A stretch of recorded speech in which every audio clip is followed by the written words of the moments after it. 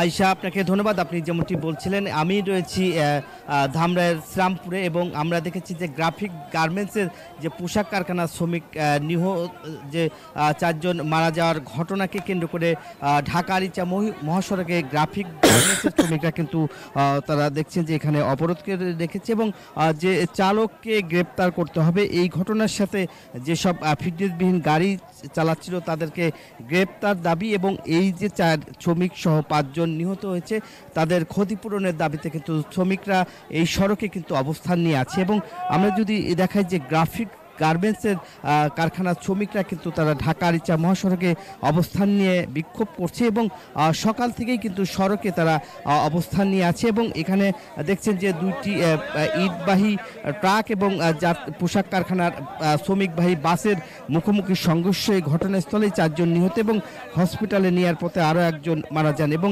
শ্রমিকরা কিন্তু আপনি দেখছেন যে তারা সকাল থেকেই এই ৫ শ্রমিক নিহত হওয়াকে কেন্দ্র করে এই সড়কে অবস্থান নিচ্ছে এবং পুলিশ কিন্তু তাদেরকে সড়ক থেকে কিন্তু সরিয়ে দেওয়ার জন্য কিন্তু দেখছেন যে কথা বলছে। এবং আমরা যদি একটু দেখানোর চেষ্টা করব, শ্রমিকরা তাদের সাথে কথা বলছে এবং তারা দাবি আদায় নিয়ে আসলে তারা কথা বলছেন। আমরা যদি এখানকার শ্রমিকদের সাথে কথা বলতে চাই, শ্রমিকরা এখানে অবস্থান করছে এবং আমরা একটু কথা বলতে চাই, আপনাদের এখানে কি দাবি, কেন আসলে আপনার আন্দোলন?